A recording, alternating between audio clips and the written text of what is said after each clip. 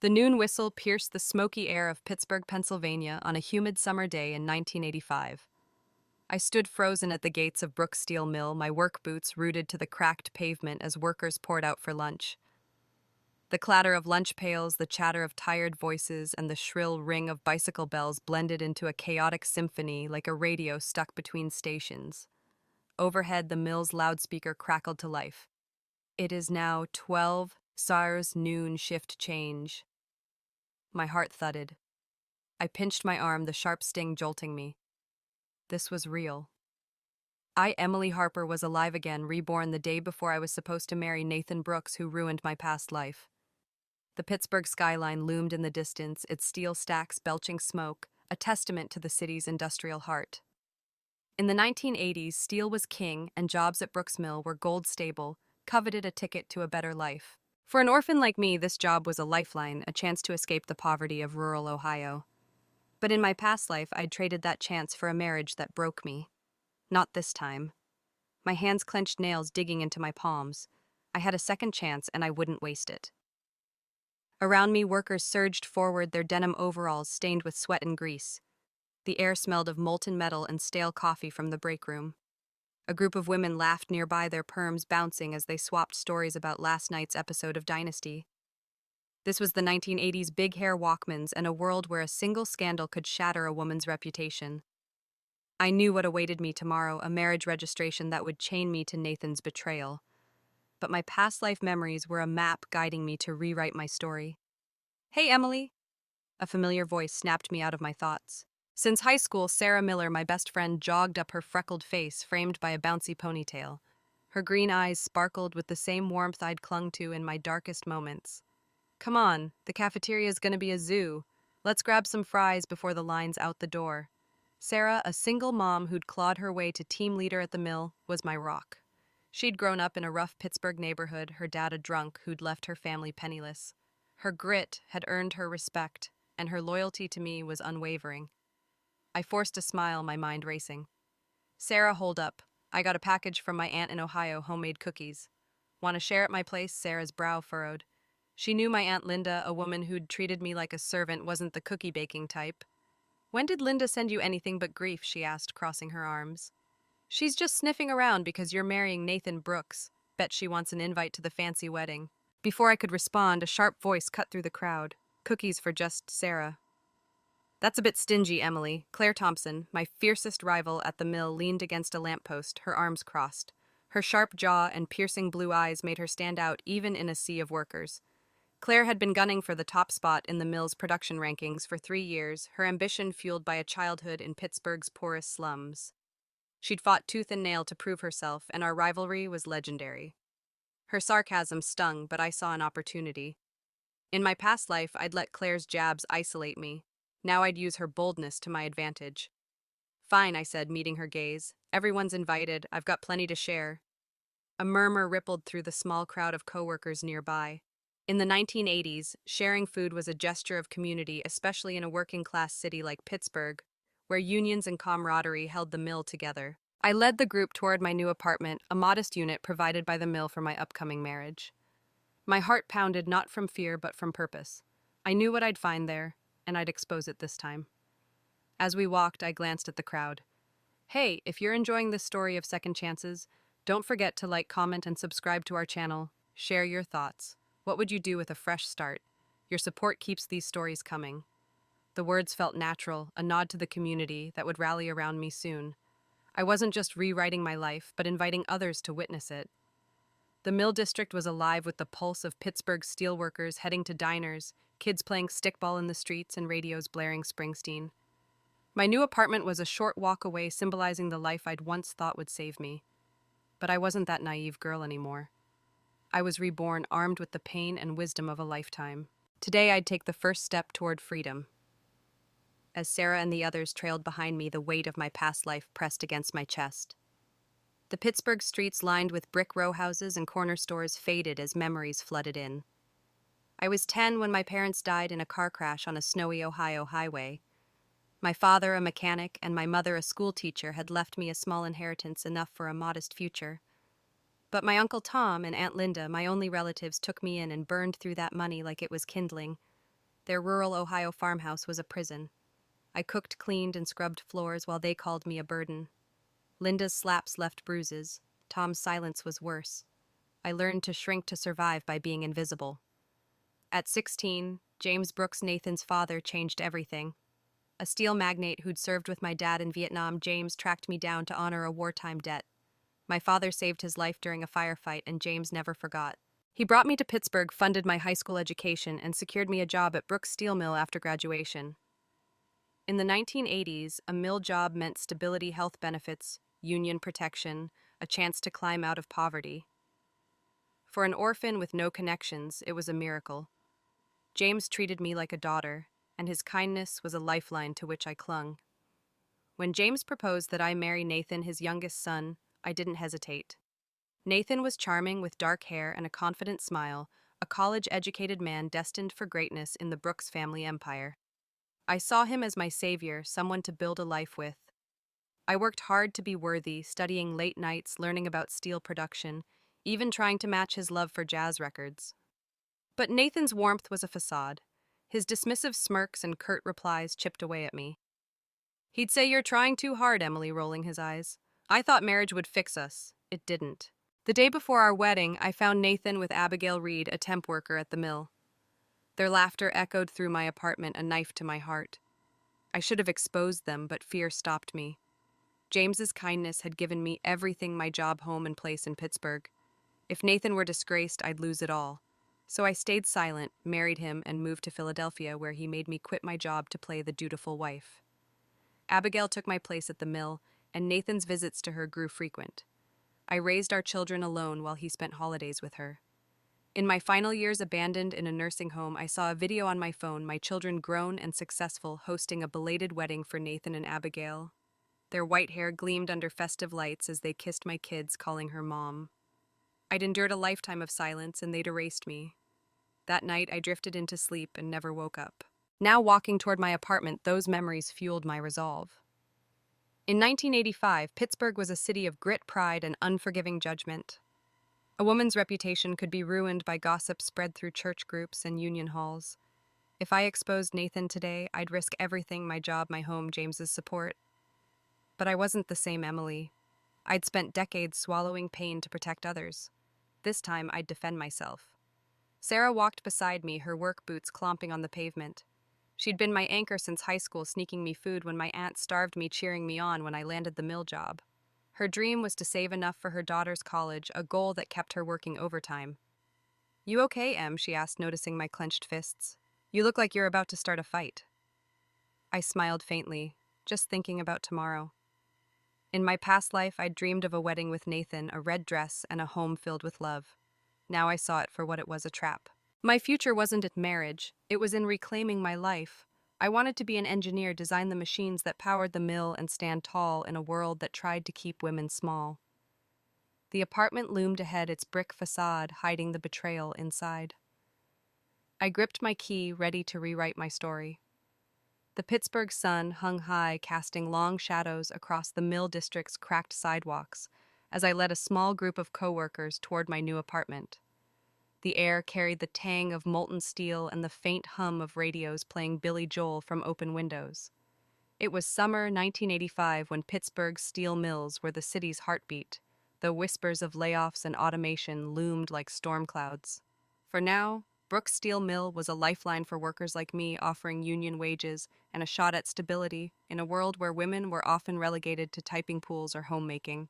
My job here was hard-won, a testament to my grit and James Brooks's kindness, but today it was my stage to rewrite a future I'd already lived. Sarah Miller walked beside me, her work boots scuffing the pavement. Her green eyes flicked to me with concern. "Emily, you sure about this? Inviting half the shift to your place seems impulsive."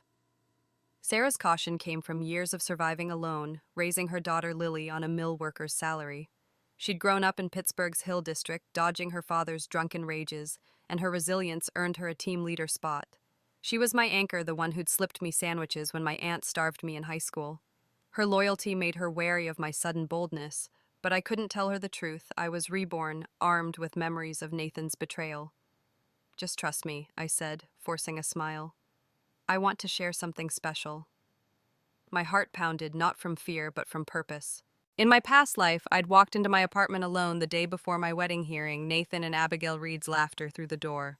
The memory of that betrayal, his casual dismissal, her smug triumph had haunted me for decades. I'd stayed silent to protect the Brooks family's reputation, fearing losing my job and home without their support. I'd exposed them to witnesses this time, ensuring Nathan couldn't manipulate his way out. Claire Thompson, my rival for the mill's top production rank, trailed behind, her sharp jaw set and blue eyes scanning the group. "Cookies from your aunt, huh? Better be good, Emily, or I'm docking you points for wasting my lunch break." Her tone was laced with sarcasm, but there was a grudging respect in her gaze. Claire had clawed her way up from Pittsburgh's poorest slums, her ambition fueled by a childhood of hand-me-downs and hunger. Over a rare shared coffee, she'd once told me that she dreamed of studying engineering, a male-dominated field in the 1980s. Our rivalry had pushed us both to excel, but in my past life, I'd let her barbs isolate me. Now I saw her as an ally, her boldness a weapon I could wield. 5 women from our shift, including Sarah and Claire, chattered as we approached my apartment building, a red brick tenement provided by the mill for my marriage to Nathan. In the 1980s, company housing was a perk for top workers, a status symbol in a city where rent could eat half your paycheck. The building's front was adorned with faded American flags, a nod to the 4th of July wedding Nathan and I were supposed to have. My stomach twisted at the thought. In my past life, I'd dreamed of a white dress, a home filled with love, and a future as an engineer designing machines that could modernize the mill. Nathan had mocked those dreams, calling them cute but pointless. Today, I'd reclaim them. We climbed the narrow stairs to my second-floor unit, the hallway smelling of fried onions and laundry detergent. The women's voices echoed talk of union dues, the latest Steelers game, and rumors of mill closures. 1985, Pittsburgh was on edge. Its steel industry was battered by foreign competition, yet its workers held tight to pride and community. I gripped my key, my pulse racing. I knew what awaited inside Nathan and Abigail, caught in a moment that would shatter my old life and birth a new one. "Ready?" I asked, glancing at Sarah. She nodded, sensing something big but not questioning me. Claire smirked, arms crossed. "Let's see these famous cookies." I turned the key, my hand steady despite the storm inside me. The door creaked open, revealing the truth I'd come to expose. This wasn't just about catching Nathan, it was about breaking free from the chains of my past, from a life of silence and sacrifice. I was Emily Harper, reborn, and today I'd take control. The door swung open, and the air in my tiny apartment felt thick with betrayal. Nathan Brooks stood in the center of the room, his jeans half-zipped, his flannel shirt unbuttoned, revealing a sweat-slicked chest. His dark hair was a mess, his eyes wide with panic. Abigail Reed, a temp worker with a reputation for charm, sat on my bed, her blouse undone, pale skin marked with red welts. The room was small, barely big enough for a bed and a dresser, and every detail was laid bare: the rumpled sheets, the scent of perfume, the half-empty bottle of Budweiser on the nightstand. My stomach churned, but I steadied myself against the doorframe, my past life memories steeling me for this moment. Sarah gasped, her hand flying to her mouth. "You bastard!" she shouted, lunging for a thermos on the table, ready to hurl it. I grabbed her arm, my voice calm but firm. "Don't! Call security!" Claire, peering over my shoulder, let out a low curse. Shameless, she spat, her blue eyes blazing. The other women, Mary, Lisa, and Diane, froze their faces, a mix of shock and disgust. In 1985, in Pittsburgh, cheating was a scandal that could ruin reputations, especially in a tight-knit mill community where gossip spread faster than a barroom brawl. Nathan scrambled to pull up his jeans, his face flushed. "Emily, it's not what it looks like," he stammered, stepping toward me. Abigail yanked a sheet over herself, her blonde hair falling over her face, but her eyes glinted with defiance. I'd found them alone in my past life, their laughter cutting through me like glass. I'd stayed silent, fearing the loss of James Brooks's support, my job, home, and place in this city. Nathan had used that fear, convincing me to cover for him, marry him, and endure decades of his affairs. Not now. I crossed my arms, my voice cold. "Really, Nathan? Then what is it? A business meeting?" The women behind me murmured their shock, turning to anger. Claire stepped forward, her voice sharp. "In her apartment, Nathan. The day before your wedding. You've got some nerve." Still trembling with rage, Sarah pulled out her walkie-talkie, a standard issue for team leaders, and called for security. "We've got a situation at Emily's place. Get here now." The 1980s mill was a world of strict codes, union rules, moral expectations, and a community that judged harshly. Nathan's betrayal wasn't just personal, it violated that code. Nathan's eyes darted between us, settling on me. He stepped closer, lowering his voice. Emily, please, let's talk privately. Think of Abigail, she'll be ruined if this gets out. His tone was pleading, but I saw the manipulation, the same tactic he'd used in my past life to keep me quiet. Abigail, clutching the sheet, let out a small sob, but her eyes flicked to me with a calculated glint. She'd played the victim perfectly in my past life, worming her way into Nathan's life while I faded into the background. I shook my head. No, Nathan, you made this mess. You clean it up. Footsteps thundered up the stairs, and Mr. Hayes, the deputy mill manager, burst in with two security guards. A burly man with a handlebar mustache, Hayes was known for his no-nonsense approach, a product of Pittsburgh's working-class ethos. He surveyed the scene, his face darkening. What the hell's going on here? Sarah pointed at Nathan and Abigail. Caught them in Emily's apartment, sir, the day before her wedding. The guards exchanged glances, their radios crackling. Hayes's gaze locked on Nathan. Brooks, you're James's son. You know better than this. Nathan opened his mouth to protest, but Claire cut him off. He was supposed to marry Emily tomorrow, sir. This is her place, her bed. Disgusting. The women nodded, their anger palpable. Still wrapped in the sheet, Abigail whimpered, but I saw her adjust her posture, playing up her vulnerability. In my past life, I'd let her manipulate the narrative and let Nathan convince me to stay quiet for his family's reputation. I'd lost my job, my engineering dreams, and my sense of self. This time I stood tall. I'm done, Mr. Hayes, I said, my voice clear. No wedding, no apartment. I'm walking away.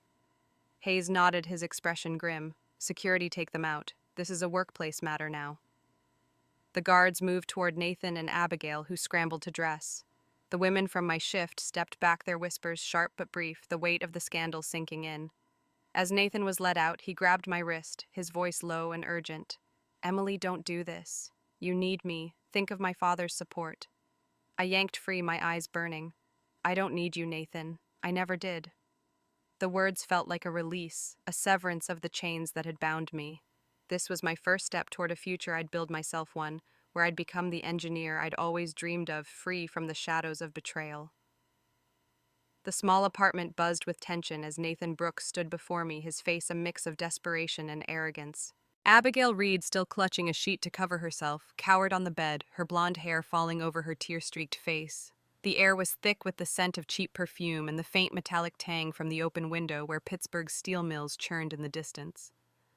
My co-workers, Sarah Miller, Claire Thompson, and 3 others stood behind me, their anger palpable in the cramped space.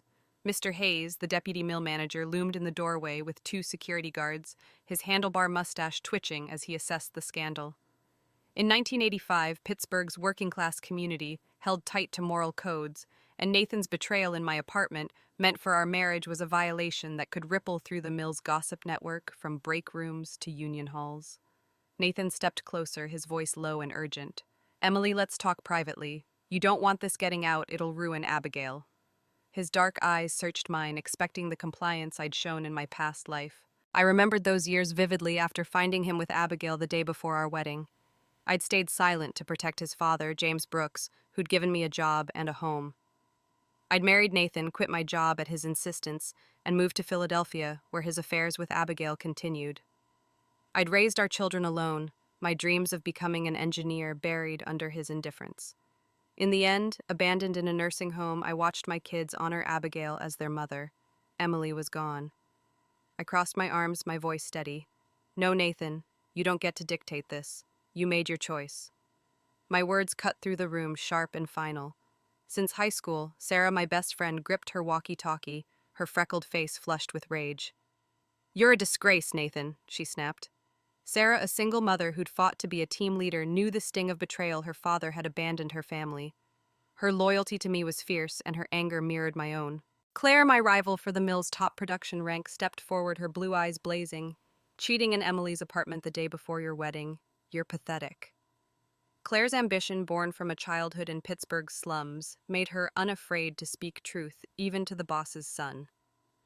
The other women, Mary, Lisa, and Diane, murmured their agreement voices, a low hum of judgment. In 1985, a woman's reputation was fragile, especially in a mill town where gossip spread faster than a Steelers' victory. Nathan's betrayal wasn't just personal. It was a public affront, a stain on the community's values. Mr. Hayes cleared his throat, his voice gruff. Brooks, this is a workplace matter now. Explain yourself. Nathan's jaw tightened, but he turned to me, his tone shifting to a plea. Emily, think of my father. You owe him. Help me smooth this over for Abigail's sake. The audacity of his words ignited a fire in me. In my past life, I'd let guilt and gratitude chain me to him, fearing I'd lose James's support, my job home and place in Pittsburgh. James had saved me from my abusive uncle and aunt, funded my education, and given me a chance at Brooks Steel Mill. But that debt didn't mean I owed Nathan my dignity. I said, my voice rising, I owe your father respect, not you. I'm done. No wedding, no apartment. I'm walking away. The words felt like a release, a severance of the chains that had bound me for decades. Nathan grabbed my wrist, his grip tight. Don't be petty, Emily. You need me. Without my family, you're nothing. His arrogance echoed the past when he'd mocked my dreams of engineering, calling them a waste for a wife. I yanked free, my eyes burning. I don't need you, Nathan. I never did. Claire stepped between us, her voice sharp. Back off, Brooks. Are you sleeping with another woman in Emily's home and think she's the petty one? Sarah nodded, her hand still on the walkie-talkie, ready to call for more guards if needed. Mr. Hayes raised a hand, silencing the room. Security, escort them out. This ends now. The guards moved forward, one grabbing Nathan's arm, the other gesturing to Abigail, who scrambled to dress her sobs, theatrical but unconvincing. The women from my shift stepped back, their whispers brief but cutting. Disgraceful, Mary muttered. The whole mill's gonna hear about this, Lisa added. As Nathan was led out, he shot me a look of resentment, but I held his gaze unyielding. Abigail, trailing behind, clutched his arm, her eyes flicking to me with a mix of fear and defiance. This was my first victory, a public declaration that I'd no longer be silenced. I wasn't just breaking free from Nathan. I was stepping toward a future where I'd build machines, lead teams, and live for myself. Later that afternoon, as the sun dipped low over Pittsburgh's smoky skyline, I stood at the mill gate, the hum of machinery fading as the day shift ended. The scandal of Nathan and Abigail had already spread, whispered in break rooms and corner stores, a spark in the tinderbox of 1985 Pittsburgh's gossip-prone community. In this era, a broken engagement was a stain, especially for a woman, and I knew the mill's workers, men and women hardened by long shifts and union fights, would judge me as much as Nathan. But I wasn't the naive girl of my past life who'd endured betrayal to preserve appearances. I was reborn. Today, I'd face another ghost from my past. A beat-up Ford pickup pulled up, its engine rattling. My Uncle Tom and Aunt Linda stepped out, their faces sour. Tom, a wiry man with a permanent scowl, wore a faded flannel shirt. Linda, her hair teased high in true 1980s fashion, clutched a cheap purse. They'd driven from their Ohio farmhouse, expecting to bask in the glow of my marriage to Nathan Brooks, son of the mill's owner. In my past life, they'd shown up for the wedding, demanding favors and bragging about raising me. I'd let them, desperate to keep the peace. Now I saw them for what they were, leeches who'd abused me and squandered my parents' savings. Emily, Tom barked, grabbing my wrist. What's this about you calling off the wedding? You're throwing away our family's chance. Linda's eyes narrowed, her voice shrill. You ungrateful girl! You made it to the city and now you can't even keep a man, useless. She raised her hand, delivering a sharp slap across my cheek. The sting burned, but it was nothing compared to my childhood memories and their home nights locked in a cold attic, days spent scrubbing floors while they spent my inheritance on a new TV and a used car. In my past life, I'd swallowed their abuse, believing I had no one else. Not anymore. I stepped back, my cheek throbbing, and rolled up my sleeves, revealing faded scars from their beatings, cigarette burns, belt marks, the legacy of their care. I said, this is how you raised me, my voice loud enough for the gathering workers to hear. You took my parents' money, starved me, and hit me. I'm done with you. The mill gate was crowded now, workers pausing on their way home, their murmurs sharp. In 1985, family disputes were private, but public abuse was a line even Pittsburgh's tough crowd wouldn't cross. A woman in a Steelers cap whispered, "That's her aunt, shameful." A man with a lunch pail added, "Call security. They can't hit her like that." Tom's face reddened, but he pressed on, his voice low and menacing. "You owe us, Emily. We fed you, clothed you. Beg Nathan to take you back or you're coming home with us." Linda nodded, her nails digging into my arm. "You think you're too good for us now? Without the Brooks family, you're nothing." Their words echoed Nathan's, a reminder of how I'd let guilt and fear control me in my past life. I'd stayed silent to protect James Brooks' reputation, keep my job, and avoid returning to their Ohio hellhole. But I'd paid for that silence with decades of misery raising Nathan's children while he chased Abigail only to die alone. I yanked my arm free, my voice cutting through the air. You have no right to touch me. You stole my parents' savings, treated me like a servant, and now you think you can drag me back. I'd rather sleep on the streets than go with you. Watching from the crowd, Sarah stepped forward, her green eyes blazing. Back off or I'm calling the cops, she said, her walkie-talkie in hand. Sarah's own past escaping an abusive father made her fierce in my defense. Claire, standing nearby, crossed her arms, her voice cold. You hit her in front of us, big mistake. Claire's strict upbringing in Pittsburgh's slums gave her no patience for bullies, and her support surprised me, a flicker of the ally she could become. Security arrived, 2 guards in stiff uniforms pushing through the crowd. What's going on here? One demanded. I pointed to my scars, my voice unwavering. These are my uncle and aunt. They've abused me my whole life, and now they're trying to force me to beg for a marriage I don't want. The guards exchanged looks, then grabbed Tom and Linda. Linda threw herself to the ground, wailing. Oh, what a sin I raised this girl, and now she betrays us. But the crowd wasn't fooled. A worker shouted, You don't hit family like that. Another called, Get them out of here. As security escorted them away, Tom turned, his voice desperate. Emily, the Brooks family was our ticket to the city. You can't ruin your cousin's future. I shook my head, my resolve ironclad. Your kids aren't my responsibility. I'm living for myself now. The words were a vow, not just to them, but to the Emily who'd suffered in silence. In my past life, I'd let their abuse and Nathan's betrayal define me. Now I saw a future where I'd design machines, lead projects, and build a life of purpose. The crowd dispersed, their support lingering like a shield. I pressed a hand to my stinging cheek, feeling not pain but freedom. I was no longer the orphan they'd broken. I was Emily Harper, and I was beginning. The morning after the confrontation with my uncle and aunt, I returned to Brooks Steel Mill, where the clank of machinery and the scent of molten steel greeted me like old friends. In 1985, Pittsburgh was a city of grit, its skyline dominated by smokestacks that puffed gray clouds into the dawn.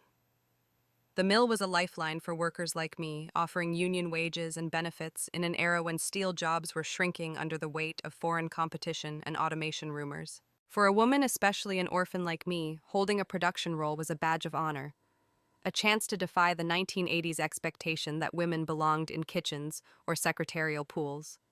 But as I gripped the cold steel of a machine, my hands trembled, not from fear, but from the challenge of rebuilding myself. In my past life, I'd been a top worker at the mill until Nathan Brooks convinced me to quit after our marriage, claiming a wife shouldn't toil like a man.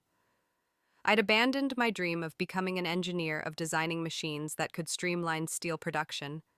Decades later, I'd watched my children honor Nathan and Abigail Reed, my replacement, in a nursing home while my skills rusted away. Now reborn, I was determined to reclaim that dream. But my first day back was humbling. My fingers fumbled with the controls, my movements sluggish compared to the muscle memory of my past life. I felt like a rookie, my confidence shaken. Sarah Miller, my best friend and team leader, moved precisely to the next station, her hands guiding steel sheets through the press easily. A single mother, Sarah had fought her way up from Pittsburgh's Hill District, where she'd dodged her father's drunken outbursts. Her dream was to save enough for her daughter Lily's college education, a goal that drove her to work overtime shifts. You okay, Em? She called, noticing my struggle.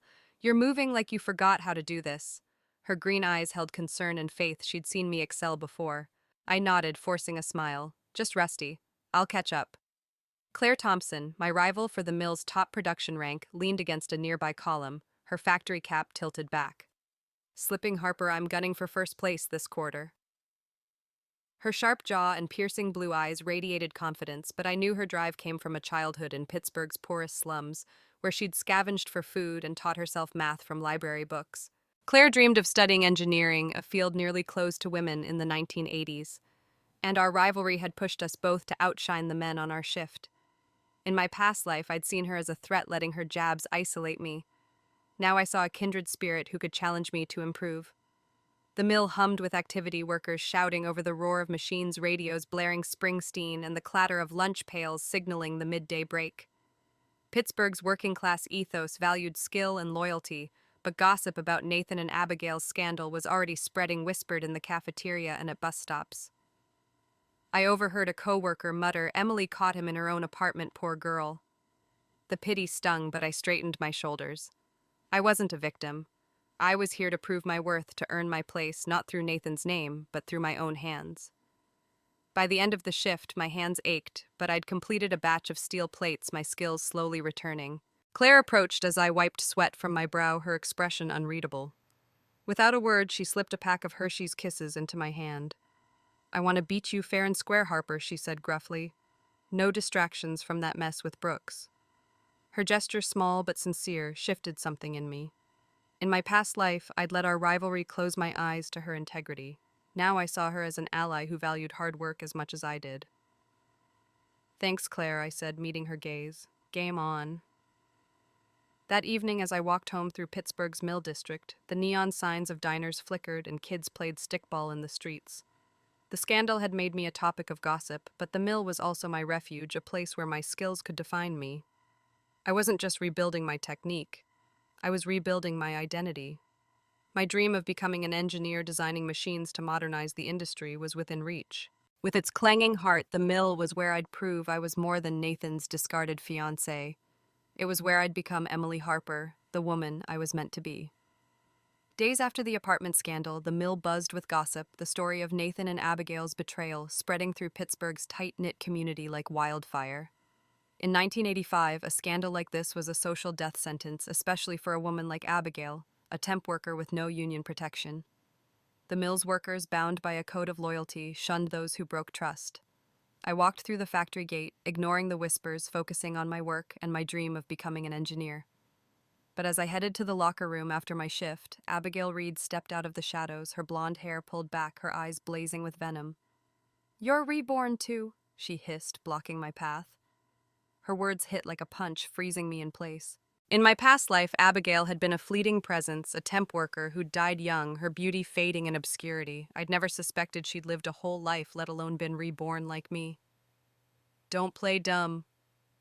"Emily," she continued, her voice low. "How else did you know to bring everyone to catch us? You planned it." Her accusation was sharp, but her eyes betrayed fear. She knew I held the upper hand. I steadied myself, my voice calm. "I don't know what you're talking about, Abigail." But she pressed closer, flaunting the silver watch on her wrist, the engagement gift my department had bought for me.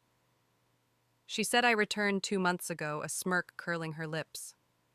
"I died alone, forgotten while you played the perfect wife. This time I'm taking everything Nathan the Brooks family's status, the life you threw away." Her confession stunned me.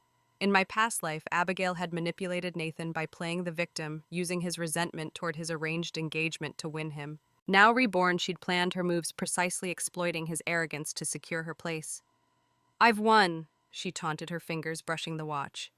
"Nathan's mine, and so is the prestige of being Mrs. Brooks." Her confidence was a mask hiding desperation.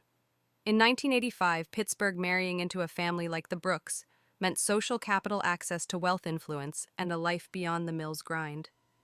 Abigail's rebirth gave her an edge, but her overconfidence was her flaw.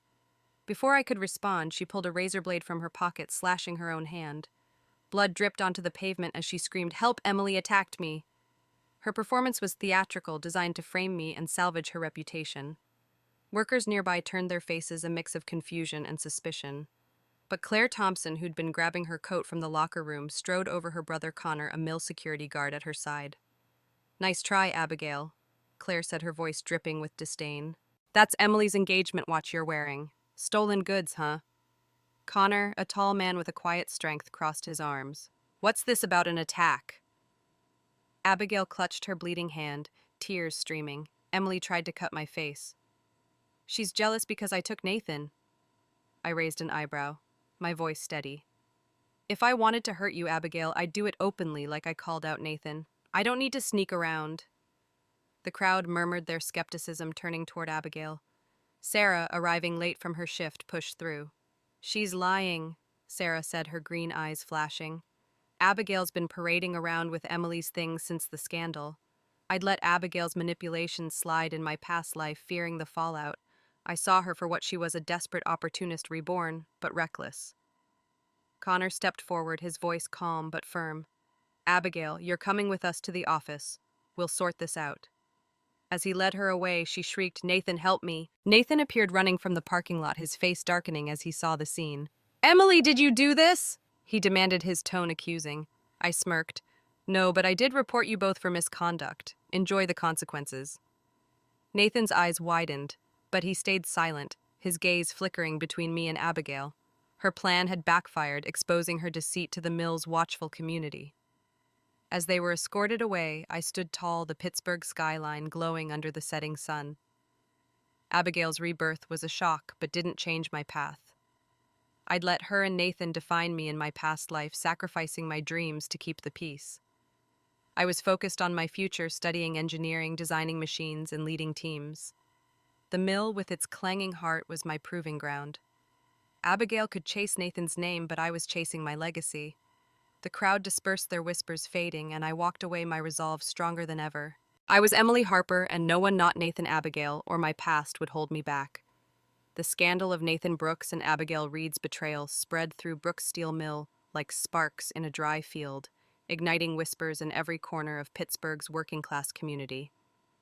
It was late summer 1985 when the steel industry faltered under foreign competition, yet the mill remained a bastion of pride for its workers. In this era, moral conduct was as critical as a steady paycheck, especially in a tight-knit city where gossip flowed from factory floors to neighborhood diners. Nathan, the son of mill owner James Brooks, and Abigail, a temp worker with no union protection, had violated that code, and the consequences were swift. I walked into the mill the next morning, the clang of machinery and the smell of molten steel grounding me. My hands, once shaky, now moved with growing confidence as I operated the press, my skills sharpening with each shift. I'd been a top performer in my past life until Nathan convinced me to quit crushing my dream of becoming an engineer who could design machines to modernize the industry. Decades later, abandoned in a nursing home, I'd watched my children honor Abigail as their mother, my contributions erased. Now reborn, I was determined to reclaim my place, not as Nathan's fiancée, but as Emily Harper, a woman with ambition and skill. The mill's disciplinary board acted quickly. Nathan was demoted from his supervisory role to a low-level position on the loading dock, a humiliating fall for the boss's son. Abigail lost her temp contract and her name was struck from the roster. The decision was announced over the loudspeaker during lunch, the crackling voice cutting through the cafeteria's chatter. Due to violations of workplace conduct, Nathan Brooks and Abigail Reed are no longer eligible for company housing. In 1985, mill housing was a rare perk reserved for top workers or those with connections. Losing it was a public disgrace, a signal that Nathan's privilege couldn't shield him. Sarah Miller, my best friend and team leader, sat across from me at lunch, her green eyes gleaming with satisfaction. She said they got what they deserved, stabbing a fry into ketchup. Sarah, a single mother, raising her daughter Lily, had fought her way up from Pittsburgh's Hill District, her resilience forged in a childhood of poverty. Her unwavering loyalty to me and her disgust for Nathan matched the mill's collective sentiment. "The whole city's talking," she added. "I heard it at the diner last night. Folks think Nathan's a fool for throwing you away." Her words were a reminder of Pittsburgh's gossip network, where scandals were dissected over beers and church suppers. Claire Thompson, my rival for the top production rank, joined us, her factory cap tilted back. "Brooks and his girlfriend are a laughingstock," she said, her sharp jaw set. Claire's ambition, born from a childhood in Pittsburgh's slums, made her a fierce competitor, but her unexpected support during the scandal had shifted our dynamic. She dreamed of studying engineering, a goal we shared, though women in the 1980s rarely broke into that field. "Keep your head down, Harper," she said, her tone grudgingly kind. "You're still in the running for first place." Her words were a challenge, but a nod of respect, a sign that our rivalry could coexist with camaraderie. Nathan and Abigail, meanwhile, were relegated to a cramped basement apartment in a rundown part of the mill district, a far cry from the bright unit I'd given up. Their wedding plans, set for the 4th of July, were delayed by the Brooks family's intervention.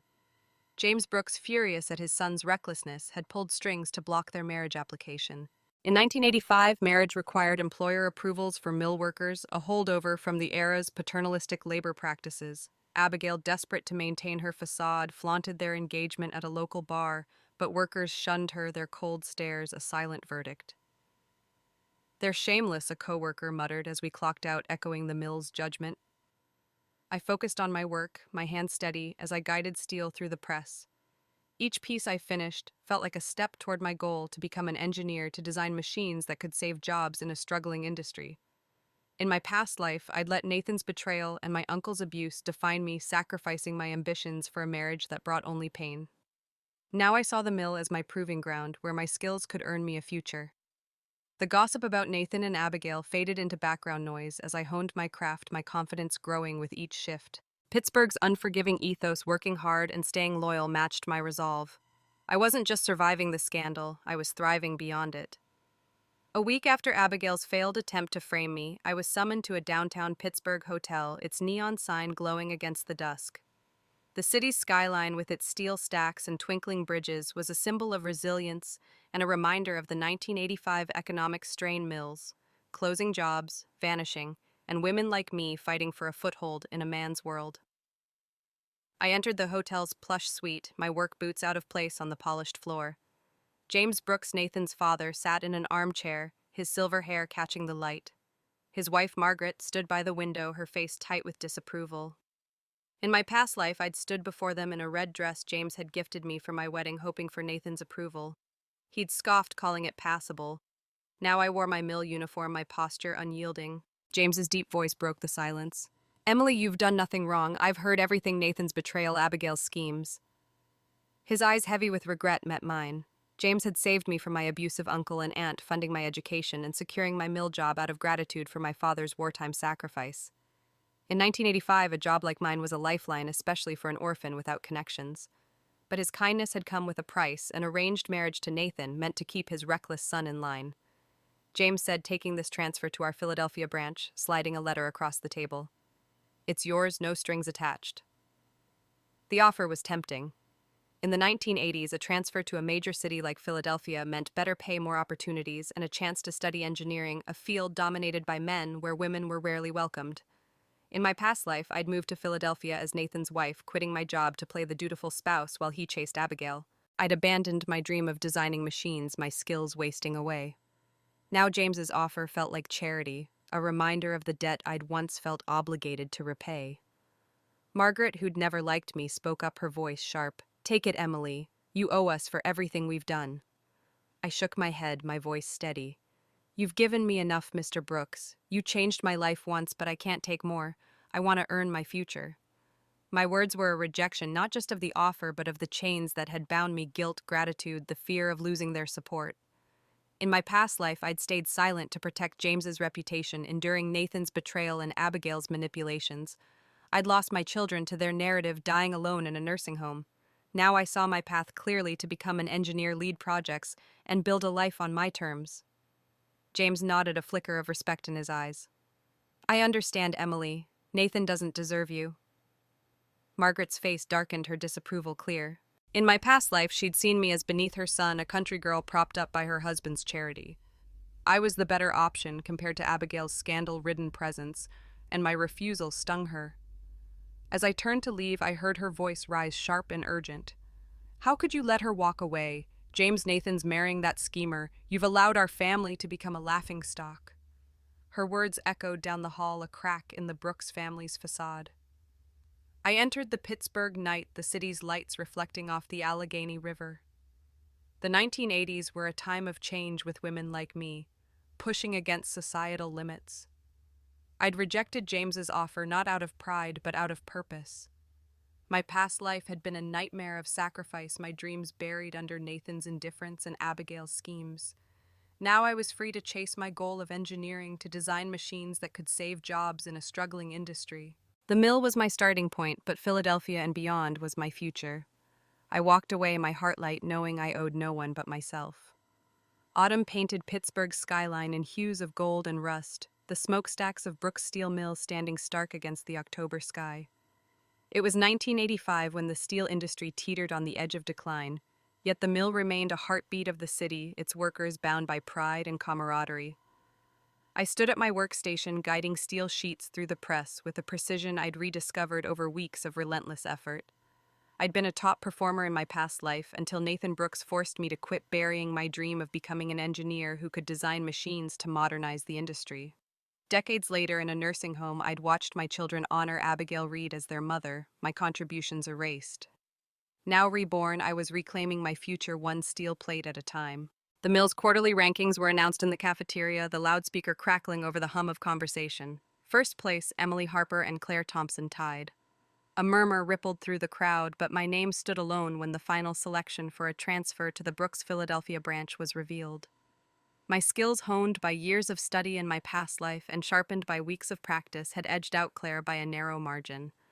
In 1985, a transfer to Philadelphia was a golden ticket, better pay, access to night schools, and a chance for a woman to break into engineering, a male-dominated field. The applause was initially sparse, tinged with surprise, but Claire stood, her sharp jaw set, and clapped loudly, prompting others to follow. Her respect, hard won, meant more than the award itself. Claire, my former rival, approached me after the announcement, her factory cap tucked under her arm. "You beat me, Harper," she said, her blue eyes glinting with grudging admiration. "Go to Philly and don't screw it up." Claire's ambition, born from a childhood in Pittsburgh's slums, had driven her to dream of engineering just like me. I'd let our rivalry isolate me in my past life, but now I saw her as a mirror, someone fighting the same barriers in a man's world. "I'll make you proud, Claire," I said, extending my hand. She shook it firmly, a rare smile breaking through. "Better not let me catch you slacking." That evening, Sarah Miller hosted a farewell dinner at her small apartment, the air filled with the scent of meatloaf and the crackle of a radio playing Springsteen. Sarah, a single mother who'd clawed her way to team leader, was my rock, her loyalty forged in high school when she'd shared her lunch to keep me from starving under my aunt's roof. Her dream was to send her daughter Lily to college, a goal that kept her working overtime. As we ate, she raised a glass, her green eyes misty. "Emily, you've shown me what's possible. I'm gonna keep fighting for Lily's future because of you." Her words warmed me, a reminder that my journey was inspiring others. Claire joined us, sipping cheap beer and muttering about the rankings. "I'm second again," she grumbled, but her tone softened. "You earned it, Harper. Just don't forget us when you're some hotshot engineer." Drunk on her third beer, she slurred, "I'll miss competing with you." The room erupted in laughter, the tension of the past weeks melting away. In 1985 in Pittsburgh, women in the mill were often pitted against each other. Still tonight, we were a sisterhood, Sarah with her fierce loyalty, Claire with her grudging respect, and me, a woman reborn with a dream to design machines that could save jobs in a struggling industry. The next morning, my coworkers gathered at the mill's bus stop, their faces bright as they saw me off. The courtyard was a sea of denim and flannel, a testament to Pittsburgh's working-class spirit. Sarah hugged me tightly, whispering, "Eat, sleep, live well." Claire stood back, arms crossed, but her nod was enough. As I loaded my luggage onto the bus, a bicycle stopped. Nathan and Abigail, fresh from their marriage registration, appeared, Abigail clinging to his arm. Here to steal the groom, Nathan taunted, his dark eyes mocking. I'd let his words wound me in my past life, believing I needed his family's support. Now I saw him for what he was, a spoiled man, hiding behind his father's name. The women laughed, their voices sharp. Sarah sneered, "Get lost, Brooks. You're not welcome here." Claire stepped forward, her voice cutting. "It's your big day, so don't bring bad luck. Crawl back to your basement." Flaunting a wedding ring, Abigail tried to offer candy, but no one took it. Her smile faltered, her eyes darting to me with a mix of envy and defiance. Nathan stared at me, expecting regret, but I felt relief. I picked up my bags, turning toward the bus. My future wasn't in Pittsburgh's gossip or Nathan's shadow, it was in Philadelphia, where I'd study engineering and build my own life. 3 years later, in 1988, I stood in a Philadelphia classroom, a notebook filled with engineering sketches spread before me. The city's skyline, gleaming with new skyscrapers, was a far cry from Pittsburgh's smoky mills, but the drive that had fueled me at Brooks Steel Mill burned brighter than ever. In 1985, I'd left Pittsburgh with a dream to become an engineer to design machines that could modernize the steel industry and save jobs. Now, balancing night school and a role at the Brooks Philadelphia branch, I was on my way. My past life, marked by Nathan's betrayal and my uncle's abuse, felt like a distant nightmare. I'd died alone in a nursing home watching my children honor Abigail Reed. Reborn, I'd rewritten my story, proving my worth through skill and determination.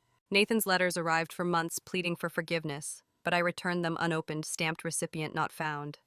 His childhood friend Mark tracked me down after an award ceremony at the Philadelphia branch, where I'd been recognized for a new machine design. "Nathan's a mess," Mark said, sighing. "He needs you to save him." In 1985, Nathan and Abigail's marriage had proceeded despite James Brooks's efforts to block it, but their life unraveled quickly. Abigail, revealed to be reborn like me, had used her knowledge of Nathan's weaknesses to secure him, but her desperation led to a tragic pregnancy. Their child, born with severe deformities, died soon after a result of genetic risks Abigail had ignored in her bid to chain Nathan to her. The news shook Pittsburgh's gossip network, where family values were sacred in the 1980s. Nathan, horrified by the child's condition, sought to remarry, unable to handle the grief. Abigail, in a fit of madness, attacked him with a kitchen knife, breaking his arm. She then stormed the Brooks family home in Philadelphia, thrusting the child's remains at James, screaming, "Why does Emily get everything while I get nothing?" James suffered a stroke, collapsing on the spot, and died months later. His wife, Margaret, was left shattered. The Brooks family's legacy, a once powerful steel empire, crumbling without its patriarch. Nathan's siblings scattered, and the fortune they'd amassed in my past life never materialized. I learned of James's death while preparing for a study abroad program in Germany, a chance to learn advanced engineering techniques. At his graveside in Philadelphia, I paid my respects, the weight of his kindness heavy in my heart. He'd saved me from my abusive uncle and aunt, giving me a job and a chance at a future. In my past life, I'd repaid that kindness by enduring Nathan's betrayal, sacrificing my dreams to protect the Brooks name. Now, I'd honor James by living for myself. Nathan appeared at the cemetery, a broken shadow of the arrogant man I'd known. His hair was unkempt, his eyes hollow. "Emily, I wronged you," he said, his voice trembling. "I was wrong about everything." I cut him off, my gaze fixed on James's tombstone. "You wronged yourself, Nathan. And your father. In my past life, I'd thought I suffered most, losing my children to Abigail's narrative. But James's early death, caused by Nathan and Abigail's recklessness, had altered the Brooks family's fate. Without him, their empire faded, their wealth reduced to memories. I felt a pang of sorrow for James, but no regret for my choices. Now, in an asylum, Abigail clung to her reborn knowledge, but her obsession with outdoing me had led to her downfall. Their so-called love, built on deceit and envy, had collapsed under the weight of reality. As I walked away from the grave, Philadelphia's skyline stretched a canvas of possibility. In 1985, in Pittsburgh, I'd been an orphan fighting for a place in a man's world. Now I was a woman with a future, studying engineering, designing machines, and inspiring others like Sarah and Claire. Sarah had written saying she'd enrolled Lily in a science program inspired by my journey. Claire had taken my old spot at the mill, pushing for first place with her engineering dreams. My past life had been a cage of sacrifice. This life was a horizon of challenges and joys. I boarded a train to the airport, bound for Germany. My heart was lit by the knowledge that I was finally Emily Harper, free to build my own legacy.